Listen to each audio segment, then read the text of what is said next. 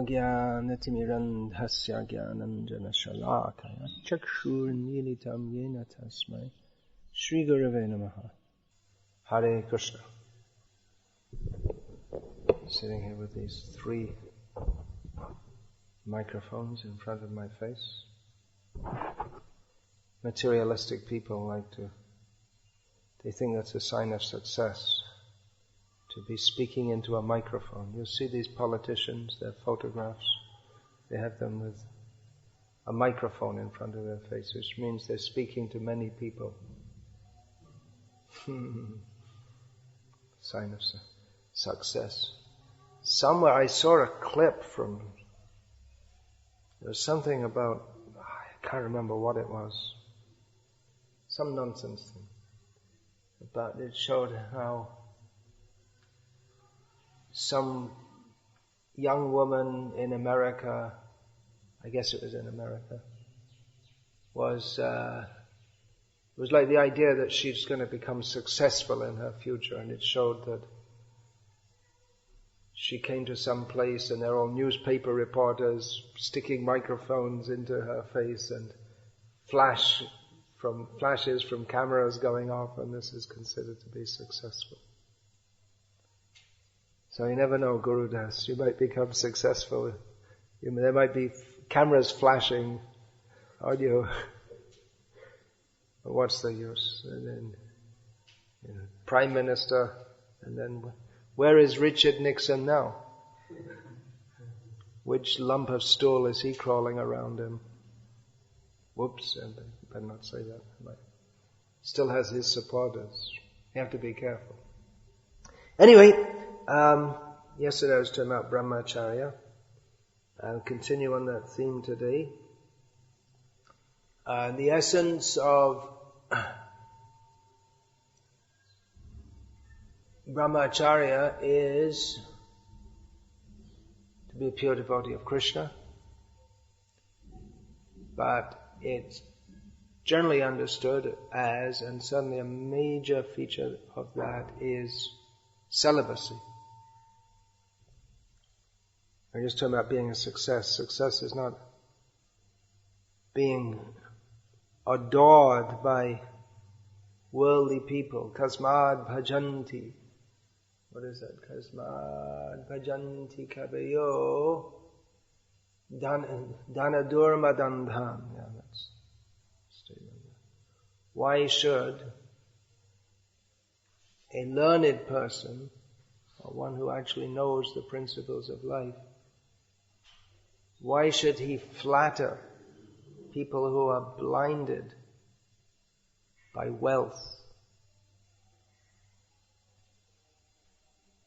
So, success, the greatest success in this material world is to be free from sex desire. And above and beyond that, there's the spiritual principle of love of Krishna. But as far as material achievements are concerned, to be free from sex desire, to be free from any desire, which means to be free from sex desire, because desire and sex desire, they go together. As we see in the case of Vishwamitra, that he was cultivating being free from desire, and for 60,000 years he had deliberately not thought of any material desire. And then in a second he fell down with the ankle bells of Menaka. So, all desires are connected, and the material desires, and the grossest manifestation is sexual desire. And so the greatest achievement in this material world, in the material sphere, is to be free from material desire. And that is possible actually only by coming to the spiritual platform. But it's a far greater achievement and far more difficult achievement than being a great conqueror of kingdoms, or being a big politician, or being a learned person, or a rich person, or a beautiful person. There are so many billionaires in the world, but being a billionaire is relatively much more easy than being free of sexual desire, or being free from any material desire. In the beginning, when we take to Krishna consciousness, we might think, well, it's fairly easy.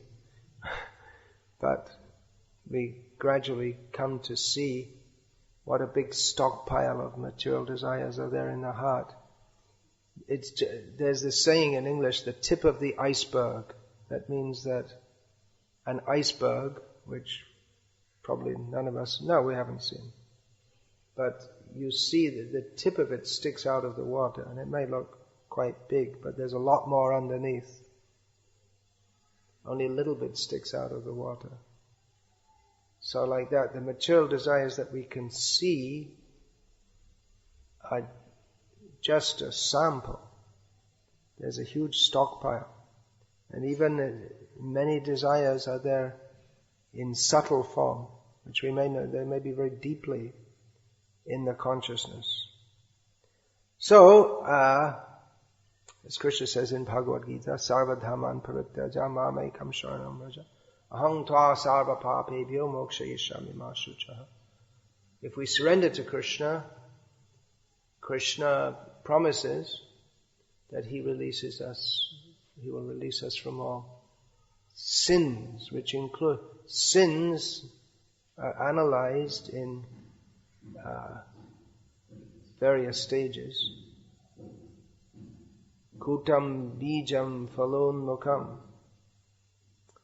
There are various stages. The bij form is in the seed form. That means that general desires, which there's a stockpile of greed and lust in our heart. And when we come into contact, when the senses come into contact with the sense objects, then those deep desires, they may become manifest as specific desires. Or sometimes even without coming into contact with the senses, just the mind. Manasijam. The mind creates some desire. Even though it doesn't make any sense.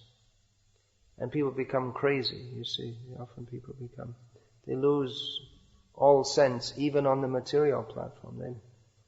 They may want to, for instance, marry someone, and it doesn't make any sense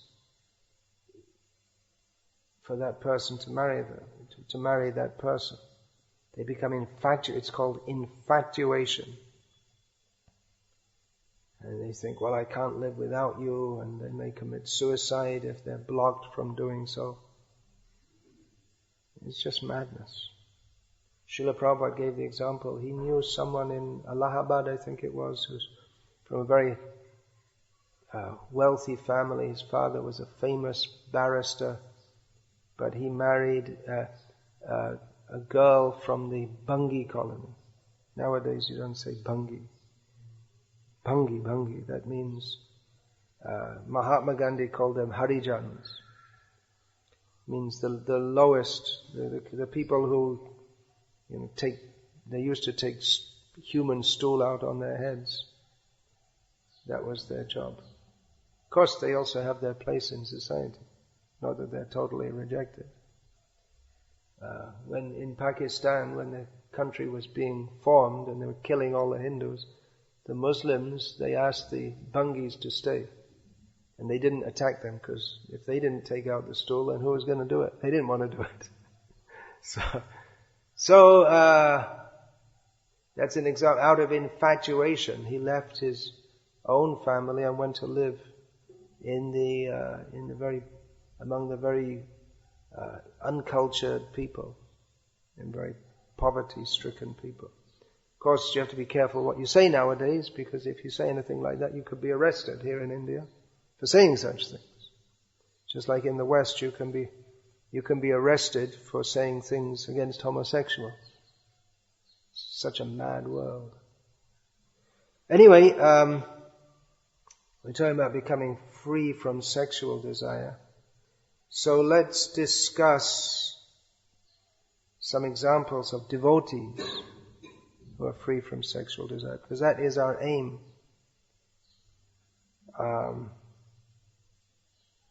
Now, in the examples of devotees, we'll see in every case, it's not that they're performing rigid austerities and biting their lips and squeezing their face up, trying to be free of desire, but just because of their natural, overwhelming, pure love for Krishna, they don't feel sexual attraction. So I'm going to speak about a few of them, and not in any particular order, just in the order that they came to my mind when I made a list of them. I actually made this years ago.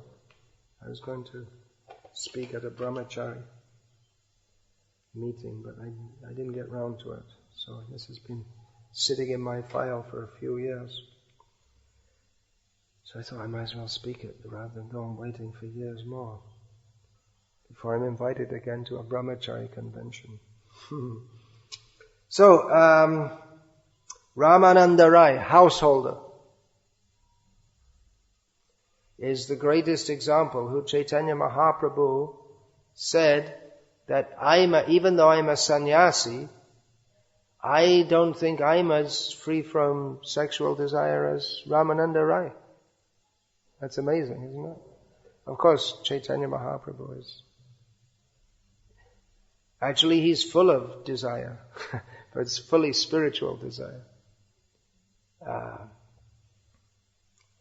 But Ramananda Rai, the incident is described in Sri Chaitanya Charitamrita, that Pradyumna Mishra, who, although it's not stated in Chaitanya Charitamrita, is said to be an uncle of Chaitanya Mahaprabhu. Mishra is the Mahaprabhu's name at home was Vishvamba Mishra. His forefathers were said to be from Jajpur in Orissa. So he came to Chaitanya Mahaprabhu and said, I'd like to hear Krishna Katha from you. Chaitanya Mahaprabhu said, well, why ask me? I don't know anything. Whatever I know, I learned from Ramananda Rai, so you better go and hear from him.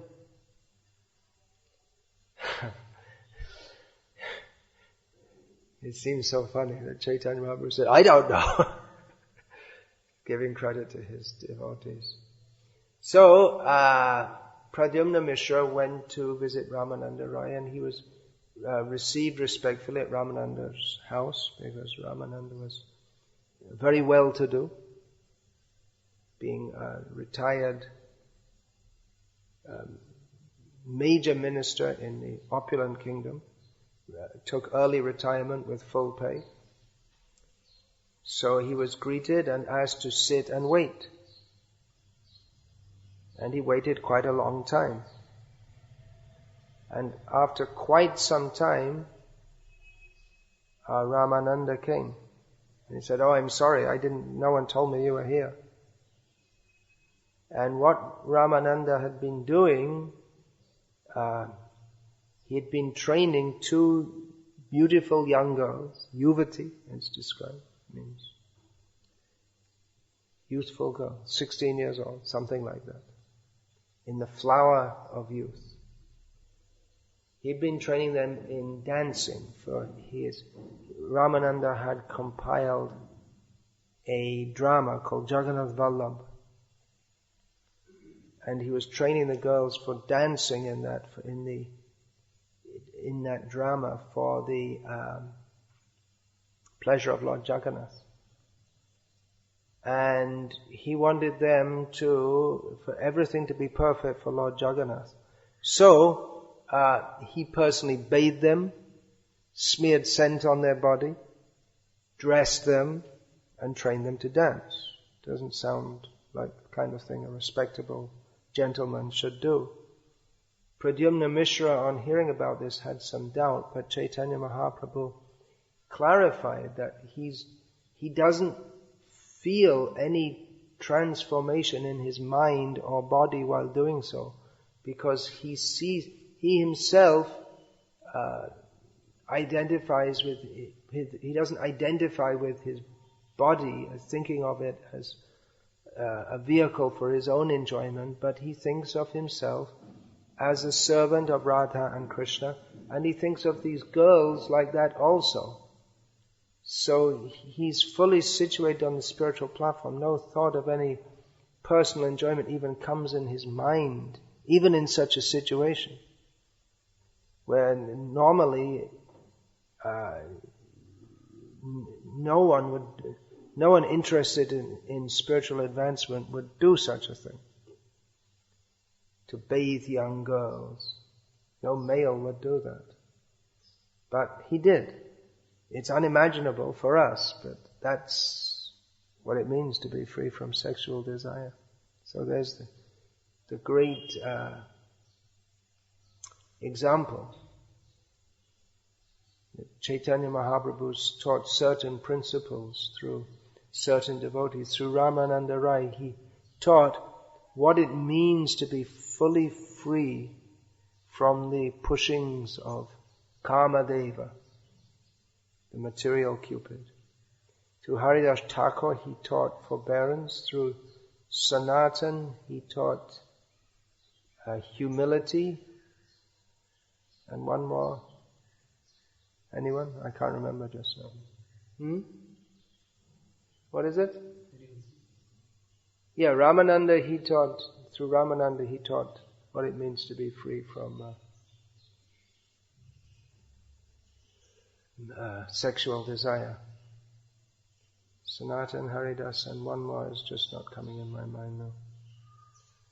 So another example, Shukadev, that he was wandering around naked.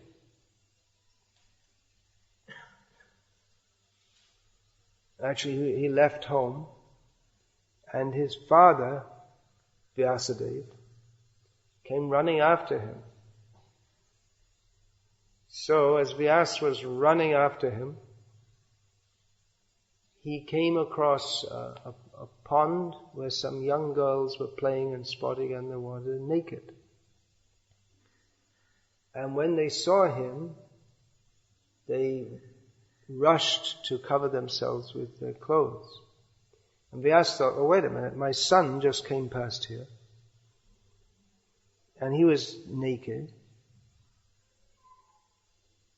and they were, same girls must have been here just 2-3 minutes ago. And why didn't they rush to cover themselves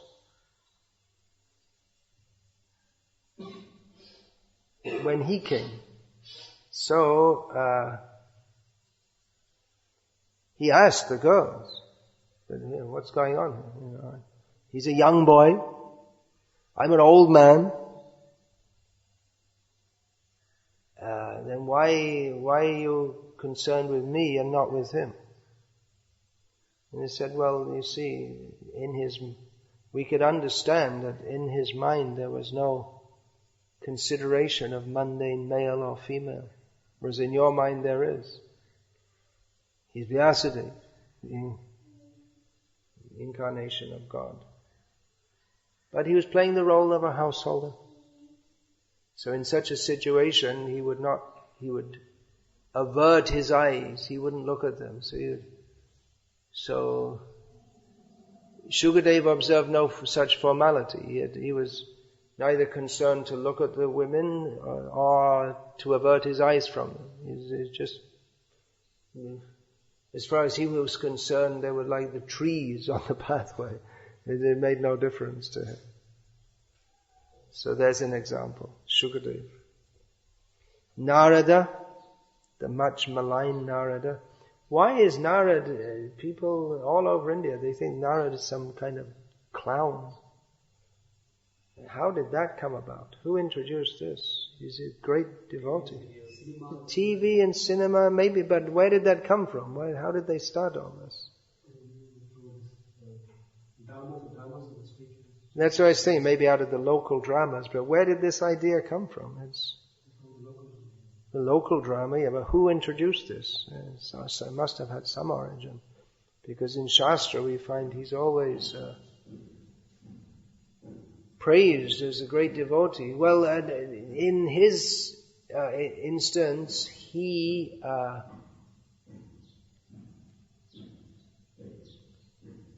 took Kayadhu, who was the wife of Hiranyakashipu.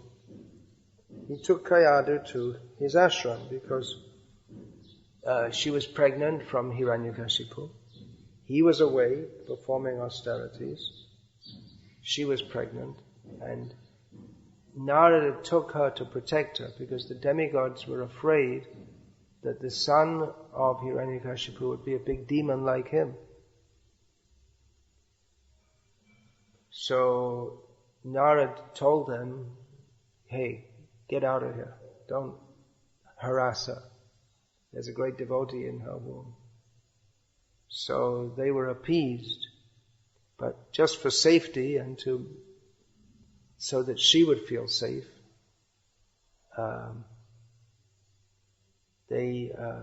Narada took her to his ashram until Prahlad was born. The demigods, they weren't going to kill her, they were going to wait for the child to be born and then kill him. That was the idea. So Narada took her for protection until Hiranyakashipu came back.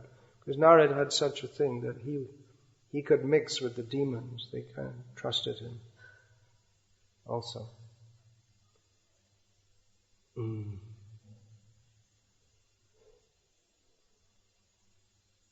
Now, Narada's ashram, that must be in Vrindavan because he was cursed. He could only stay in one place no more than 3 days. So the only place he stayed any length of time was in Vrindavan, when he wrote Narada Pancharatra.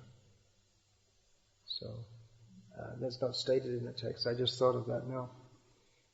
So she was the wife of the king of the universe. Must have been very beautiful. She was young. She was pregnant, but there are levels of pregnancy also. But surely no Brahmacharya would take a woman into his ashram, but Narada did. What is possible for him is not possible for everyone. That's not to be imitated. Not everyone can do this kind of thing. They can do because so devotees like Ramananda, Narada, they can do this kind of thing because they are free from sex desire. With anyone else, there's a possibility of disaster, is there? But she also felt safe. She didn't feel threatened. Of course, that may be, that quite often happens in the modern age, that women feel safe under the protection of a holy man, but then he exploits them. It happens quite often. There have been many cases. In many cases it may be that the holy man himself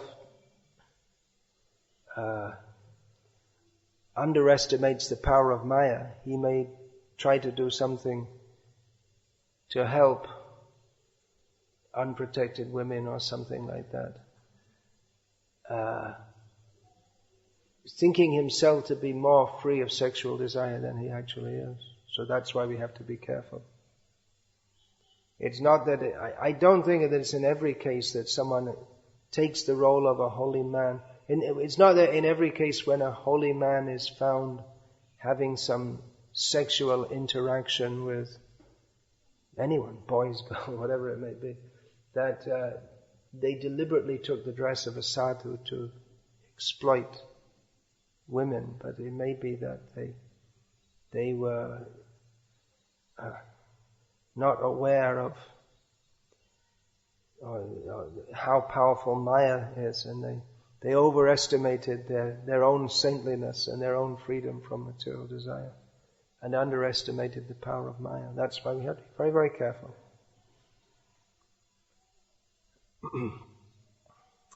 Ramanujacharya, on one occasion, he went to one place and he visited. There was one disciple of his, young woman. He went to visit, but she was actually naked. She had nothing to wear. She was poverty-stricken. But she trusted him not to exploit. But then he could understand the situation and he passed some cloth inside. On another occasion, Ramanuja trusted his disciples that they were puffed up, that we are great renunciants, and why is Ramanuja giving so much importance to this Dhanurdas, I think his name was. He was a householder. So his renunciant disciples, Ramanuja told them that you go in the early part of the night, then the wife will be lying down asleep, and Dhanurdas will come a little later. You go in the early part of the night, go in quietly, and take off all her jewels, and bring them to me. So they did that. And she was awake, but she realizes Ramanuja's disciples come to take her jewels. So then when they took off on one side of her body, she rolled over, and then they all ran away. And then her husband came and saw her like that and said, how come one side of the body, the jewels are gone? And she explained that our Guru's disciples came and they took one side, and I turned over so they should take the other side, and then they all ran away. And then he chastised her. See, they want to take your jewels, why didn't you let them take them all?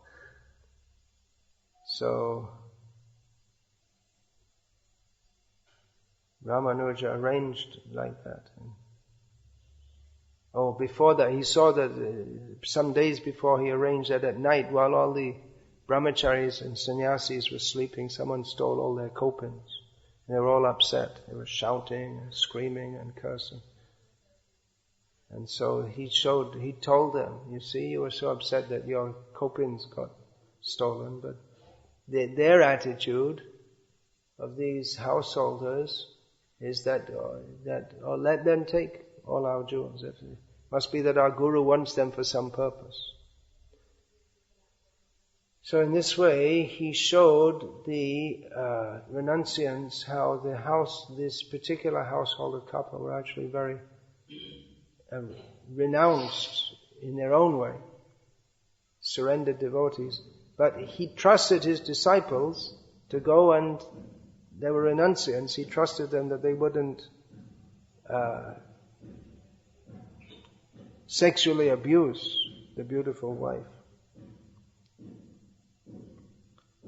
There are so many examples. Shankaracharya, he traveled throughout India meeting brahmanas and defeating them in debate, and then he would make them take sannyas.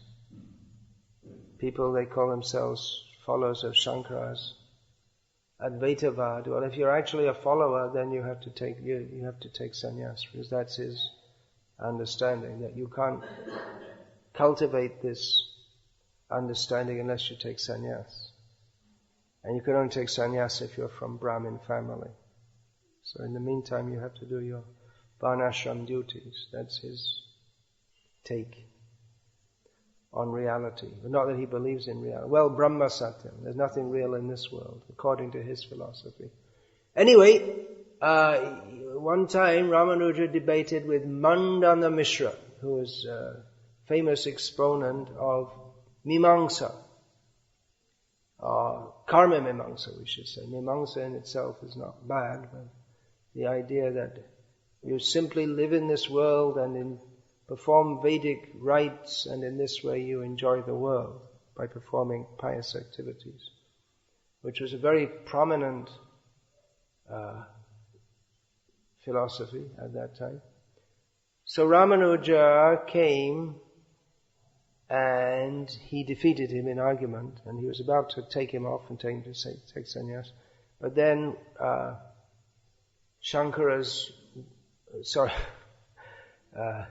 Mandana Mishra's wife, she said, well, wait a minute, you defeated him, but what about me? You have to defeat me too before you can take him off. Bharati, her name was Bharati. So Shankara said, okay, so what do you want to discuss about? She said, sex. He said, well, I don't know anything about sex. So he asked for some time to find out about it.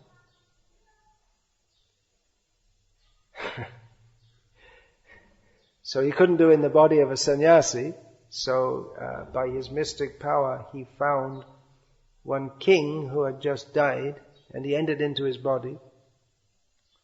And by mystic power, leaving his own body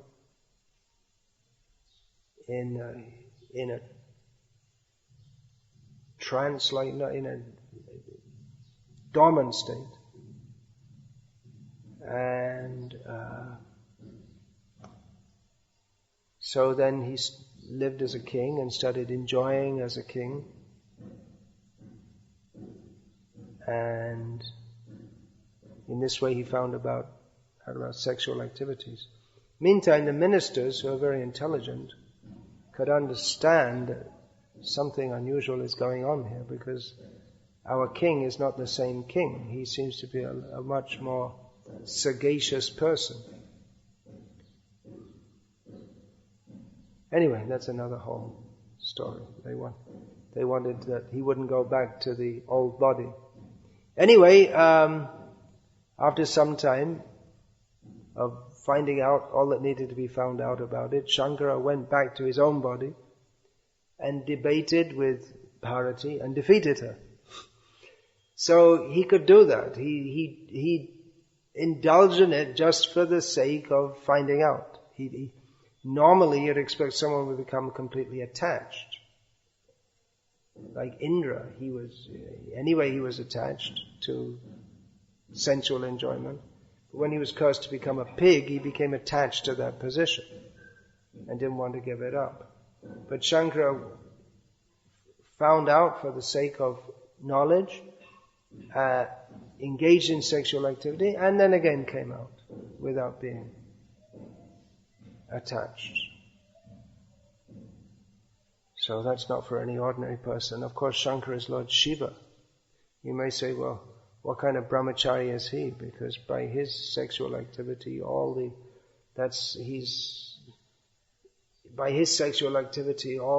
jivas in the universe are they're impregnated into the universe. Aham bija pradapita. Krishna says in the Bhagavad Gita, I'm the seed-giving father. So that is Lord Shiva, and by his sexual activity with Durga, all the mundane sexual activity follows. Srila Prabhupada would often quote Lord Shiva as an example of dhira,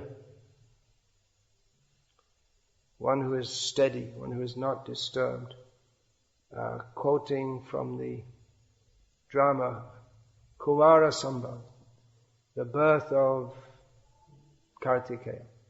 It's translated as by Kalidas, which Srila Prabhupada had studied in school. Srila Prabhupada was very impressed by that part. That when Parvati, beautiful young girl, we can't imagine how beautiful, she worshipped Lord Shiva and even touched his genital, and he was not disturbed. So Prabhupada would always give this as an example of dhira, one who is not disturbed. Of course, Srila Prabhupada in one purport says that, in another place says, well, actually Shiva, he did become disturbed because he did, not exactly disturb, but he did agree to the request of Parvati. Of course, that's a whole story. The demigods, they wanted him to marry Parvati, who was, after all, his eternal consort, who was Sati in her previous birth. They wanted him to marry her so that the commander of the demigod armies could be born for defeating the demons. But Srila Prabhupada gave the example that Lord Shiva was, even he agreed to the request of Parvati, but Haridas Thakur was completely free from any desire, because on 2 occasions he was tested like that. Once the beautiful prostitute came to, was sent to cause him to fall down. The sadhus are very much respected in India if they're practicing Brahmacharya, but then if they fall from that position, no one likes it. People become very disgusted with that. Even recently in South India, that so-called Nityananda Paramahamsa, when he was found out to be having illicit relationships with women, and nothing illegal actually, but he was considered disgraceful. And even in his hometown, Tiruvannamalai, the people who had been very much favorable to him, they mostly become very much disgusted with him. So, Haridas Thakur, he was venerated as a great sadhu. One envious local landowner, Ramachandra Khan, he wanted to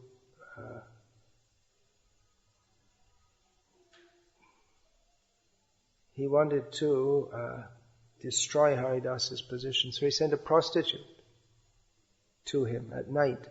Haridas's practice was to sit and chant all night and all day, most of the day also, just chanting.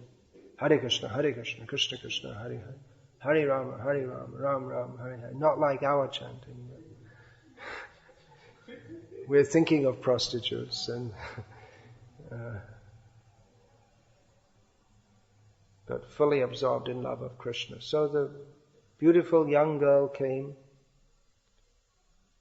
and Haridas saw her. She made her request, and he said, "Okay, you want to enjoy with me? Okay, but I have a vow.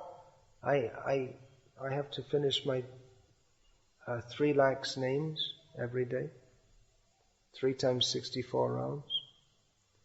So you just wait till I finish my rounds." And so he went on chanting and chanting and chanting, and then the night had ended. The night came to an end, and she had to go away. So this happened 3 nights in a row. So the next night she came and said, "Look, he said, I'm sorry, my chanting went on for a long time last night, so tonight I'll enjoy it, 2nd night." And again he said, "I'm sorry, but definitely, I'll finish my chanting on time tomorrow evening." So then on the 3rd night she came, and he actually finished in time, before the end of the night. He said, "I finished now my chanting," and she said, "Well, now my mind has changed. I realize what a fallen person I am." And Haridas said that, yes, I could understand that Ramachandra Khan had sent him. And I would have left immediately, but I stayed just for your sake, to purify you. So she said, "What should I do? I'm so sinful that, I spent all my life I've been a prostitute, and I even came to do such a sinful act as to try to disgrace you, great saintly person. So he told her, you just stay here, worship Tulsi, chant the holy names, give away all your wealth, don't keep it. So the prostitute came to not to test him, to make him fall down. But he instead lifted her up. So that's the standard. If you can deal with anyone if you can lift them up. But if you're going to fall down, then better you don't get involved. Then again, later on, Maya herself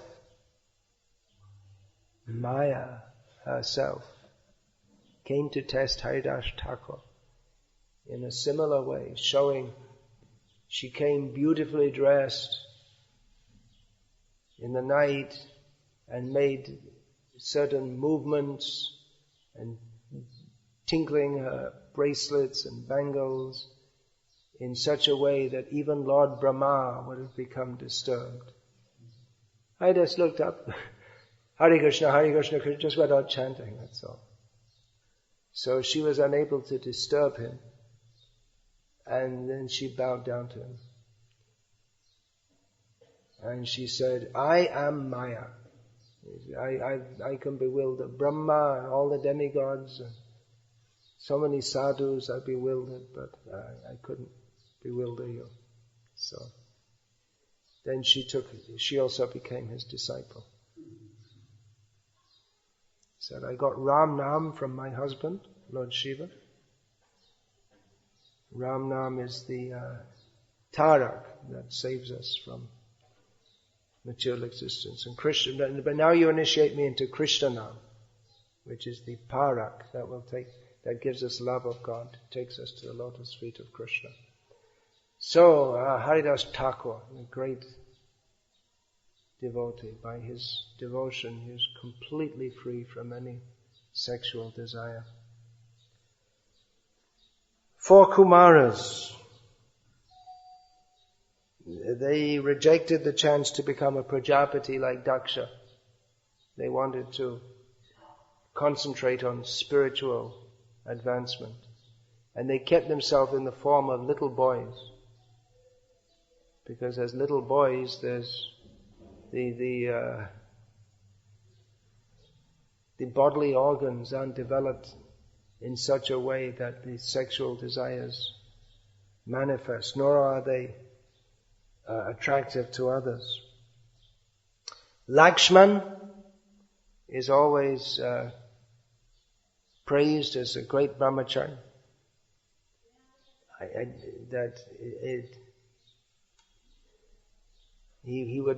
It said he wouldn't look.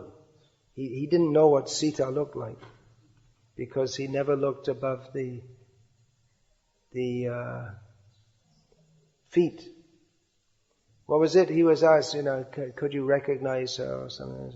I wouldn't know what she looked like because I never looked above. He was married also, but we don't hear anything about his wife. Urmila was his wife's name. We don't hear much about her. There must be so much, but how much can you put in one Ramayana?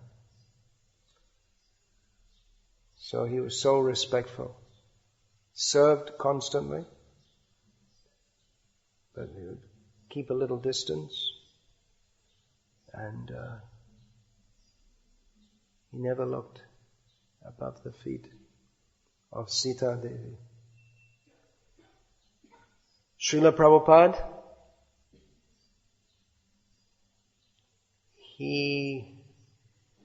when he first came to America, he was, even though old in age, he was quite healthy.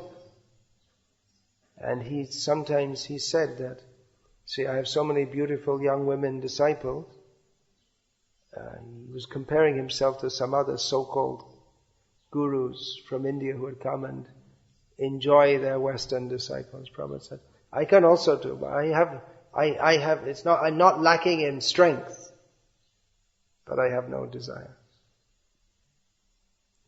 Once Srila Prabhupada rhetorically asked some of his disciples, why are these people, why are they worshipping me? Because I'm free from sex desire.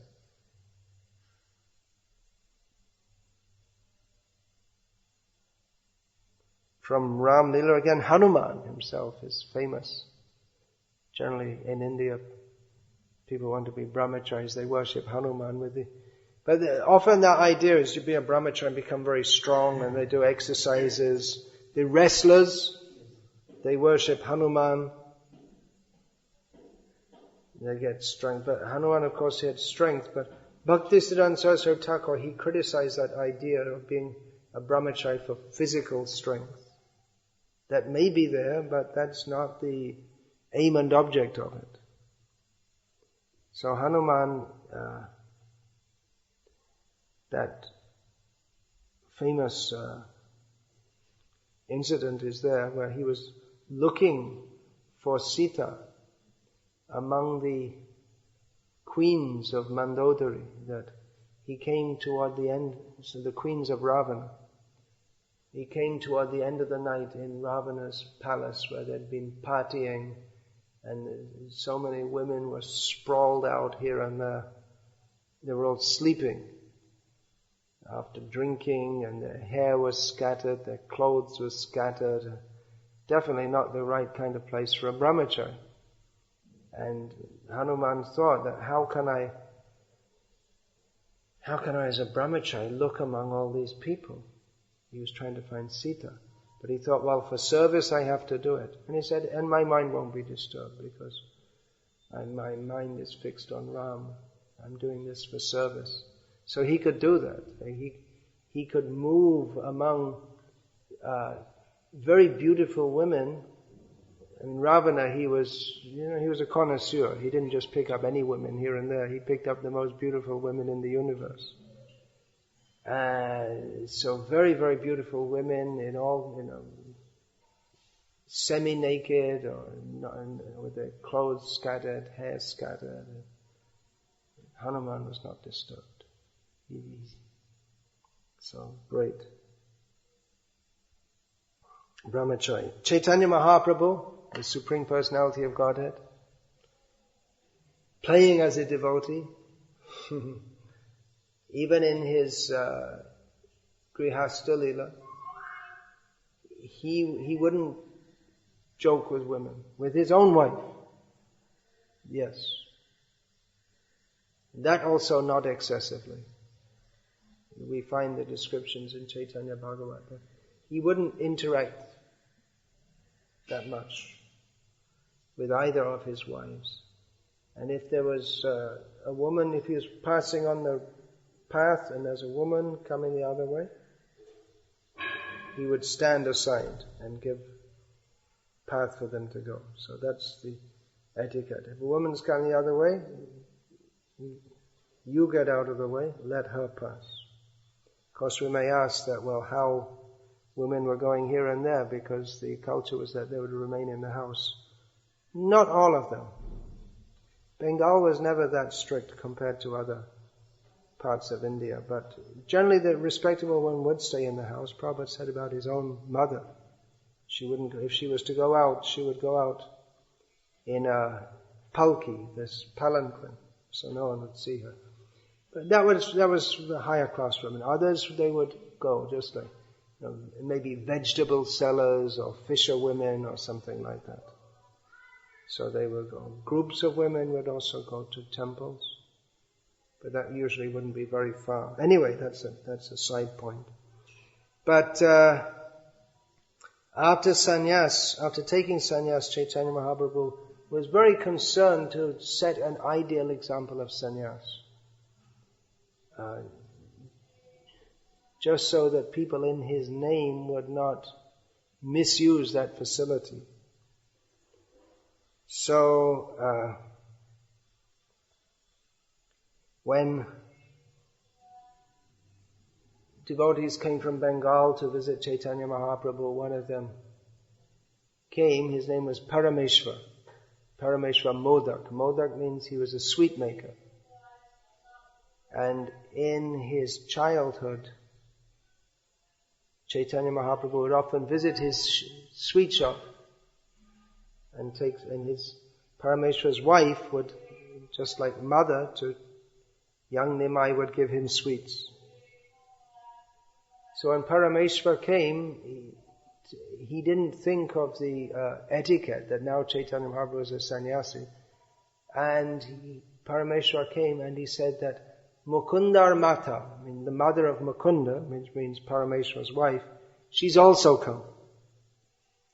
He thought Chaitanya Mahaprabhu should be pleased to hear that, because Parameshwar's wife was just like a motherly figure to Chaitanya Mahaprabhu. But Chaitanya Mahaprabhu became very hesitant upon hearing that, because it's just in the presence of a sannyasi, you're not supposed to even mention the name of a woman. Actually, it's not even their name, but it's just saying the mother of Mukunda. You don't even know. Mostly in the villages in Bengal, even now, people, they don't know what the woman's name is, actually. They never say the name. We just say the mother of so-and-so, the mother of the first son. So that's mentioned that Chaitanya Mahaprabhu, he became hesitant because this was against the etiquette, that in the presence of a sannyasi you shouldn't even mention anything about women. Can you imagine how strict Chaitanya Mahaprabhu was? But then he didn't say anything because he thought that out of love, Parameshwar has overstepped this. Now another example is when Chaitanya Mahaprabhu once, he was walking with Govinda in Puri, Govinda his servant, and he heard coming from the temple, the Jagannath temple, very sweet singing of Gita Govinda.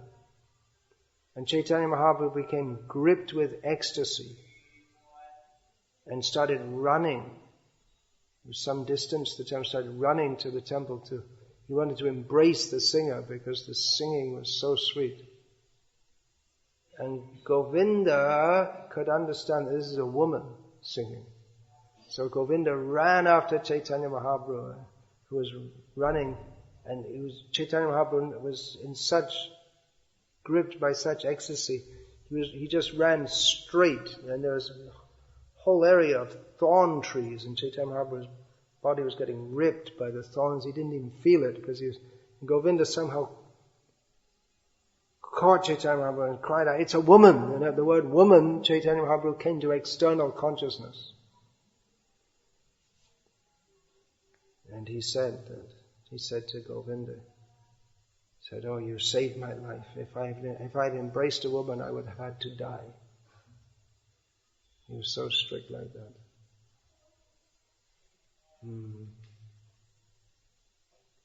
Iskinchananam, what's that? There's one verse. Iskinchanasya bhagavad bhajanonmakasya parang param jigamesho bhavasagarasya. Next line. Ha hantam vishaya sandashanam vishayanam atayoshitam cha hanta vishabhakshanatam sadhu. You learn that verse, good.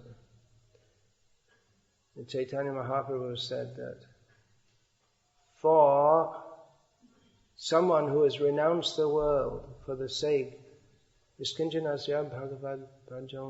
for the sake of worshipping Krishna, if he sees a materialistic person or someone who is attached to women, it's better that he doesn't. It's better that he drinks poison and dies than do so. That was Chaitanya Mahaprabhu's standard. He was so strict with Chota Haridas, Chota Haridas had become a renunciant. But even in Haridas's mind, there was some, by seeing a woman in Chota Haridas,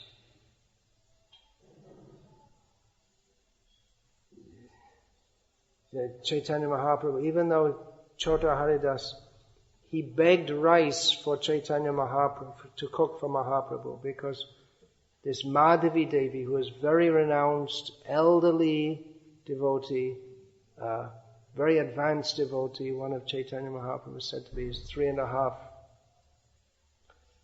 most intimate associates. And she had the best quality of rice. So Haridas went there to beg some from her to cook for Chaitanya Mahaprabhu. When Chaitanya Mahaprabhu found out about this, he banished Haridas. don't come in my company. He told his followers, don't let him come in my company. He never relaxed that path.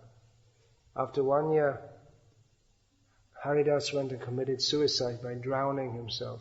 And when Chaitanya Mahaprabhu got the news, he said, very good. Hard as a thunderbolt. He wouldn't tolerate.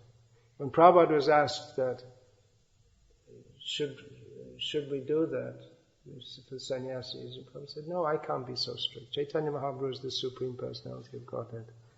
I need people to help me. If all the devotees who ever wore saffron had to commit suicide, then for thinking of women, then our movement would have the same reputation as that Jonestown cult in which they all killed themselves. But that's the standard. So this is that's the standard. Not the Jonestown cult's the standard. I mean the Chaitanya Mahaprabhu, Lakshman, Hanuman, Bhaktisiddhanta Saraswati. Such a great Brahmacharya. From the beginning of life, there's no mention of him having any interaction with women or any desire to have anything to do with all that. He had female disciples. He would write letters to them also, instructing them in spiritual life. That we can see from the collected letters. You can see from the grammatical form that sometimes he's writing to a female. So,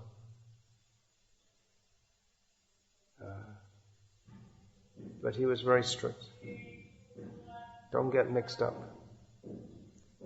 Yeah, so, comment is about hardcore brahmacharis. Core, do you know what that means? It's like the core of an apple. It means the inside part. But actually, devotees are supposed to be soft-hearted, right? Hard, it may seem like that because it seems very harsh to be so cut off from the world and following principles strictly, maybe speaking strongly. It's required to be externally hard.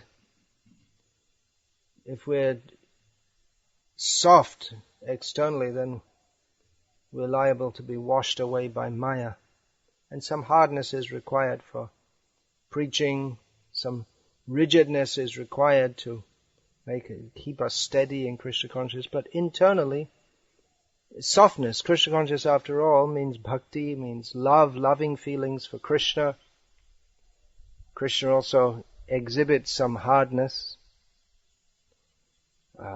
but his basic quality is softness. Yesterday I saw on the back of a car, usually people here in India, everyone puts something on the back of their car, often something religious. So I saw it was written in Hindi writing, Akhilam Madhuram, as we were just coming here, which of course is from the Madhurashtakam, that Madhuradhipater Akhilam Madhuram, everything about him, the Lord of sweetness, Krishna, is sweet. In this regard, it's pertinent to quote one verse describing Bhaktisiddhanta Saraswati Thakur, who undoubtedly appeared to be very hard. This is a verse composed by one of his well-known disciples, Srila Bhakti Rakshak Sridhar Maharaj, with Sridhar Maharaj's own, you could say, purport, translation come purport. Nikhila bhuvana maya chinna vichinna khatri vibuddha bahula mrigya mukti mohanta datri shithilita vidhi raga radhya radhesha dhani vilasitu hridi nityam bhakti siddhanta varni. With his first step, he cut to pieces the entire plane of exploitation, and with his second, he crushed the speculation of scholars of salvation and liberation. Very hard. With his third, he softened Vaidhi Bhakti with a touch of divine love, Raga Marga. So, hard and soft. First of all, smash Maya, and then bring in the softness of Krishna. Taking us beyond Vaikuntha, he has introduced us to the highest worship of Sri Sri Radha Govinda, with the softness of Vrindavan within and the hardness of a devastator without. He created havoc in the world by fighting with one and all, single-handedly battling against the whole world and cutting everything to pieces was his external feature. His second attitude was to stop the boasting research of scholars and doctors of different schools of thought. And third, to minimize and slacken the grandeur of the worship of Narayana and establish service to Radha Govinda as the topmost attainment. He caused the domain of love to descend into this plane with service to Radha Govinda, establishing that the flow of divine love from the heart is all in all. That was his history, the real existence of Srila Bhakti Siddhanta Saraswati Thakur Prabhupada. May his divine teachings, Bhakti Siddhanta Vani, dance eternally within the core of our hearts. So that's an answer. Hard core? No, soft core. And hard outside, maybe. But it's also not a profile to cut, that you have to show yourself to be very tough and hard. The principle, anukulyasya sankalpa pratikulyasya varjanam. Whatever is required for Krishna's service. If it's required to be hard, be hard. If it's required to be soft, be soft. That's all.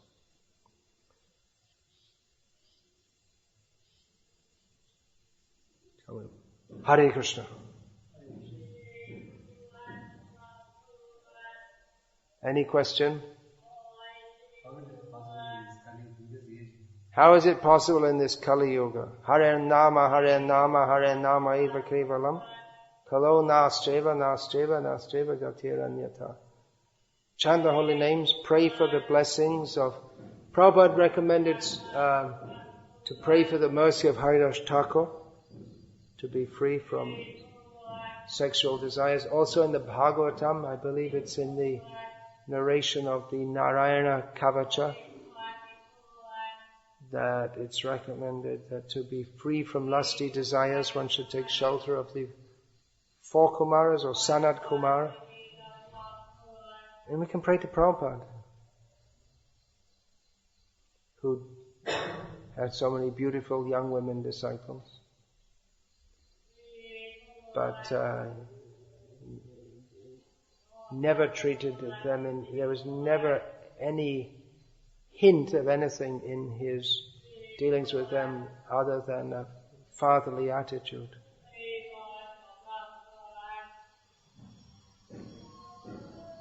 Pray to Prabhupada, we get the blessings of all previous acharyas.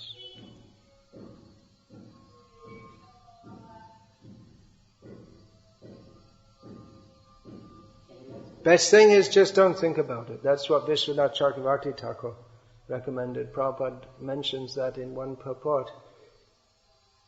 About being free from sexual desires. It's just like Vishwanath Chakravarti Thakur gave the example that just like if you decide to fast on one day, then you don't even think of food because you've already made the decision you're not going to take any. So for you, you just don't think about it. And if you do think about it, you're in trouble, because then you just suffer all day. But normally on a fasting day, you just don't think. And then when you see food, and well, it's not for me anyway, so you're not attracted. Just like if you make the vow not to eat anything not offered to Krishna, then you can walk past the ice cream shop and the the hot lorries, they're selling, all kinds of things. Yesterday this guy came around on his bicycle selling samosas, comes around in the evening here. I was just thinking Prabhupada would approve of that. He liked that kind of thing where someone would, rather than being employed by someone, the wife will cook at home and he'll take out some samosas. He has his own business. Small business, but it's a business. So, otherwise, your senses will be tortured every time, especially in India. There's actually all over the world. There are all kinds of things. There are all kinds of chocolates and sweet shops and ice cream shops and people coming around selling samosas. And if you go on the beach in Bombay, there'll be all kinds of things. This what's that called? Pani Puri? Bel Puri, all Chanachur and all kinds of, you go on the train and they come around, and the local trains in Bengal, they sell this masala muri and they mix it up in all kinds of different ways. And a little bit of onion and chilies and salt and this and mustard oil. You just be tortured all the time. But then, if you make the vow, I'll only take Krishna prasadam at regulated times, then the senses are controlled. So in the same way, if you decide, well, anyway, I'm not going to get married, and I don't, or if you're married and think, anyway, I have my wife, that's all, nothing else, then the senses are controlled.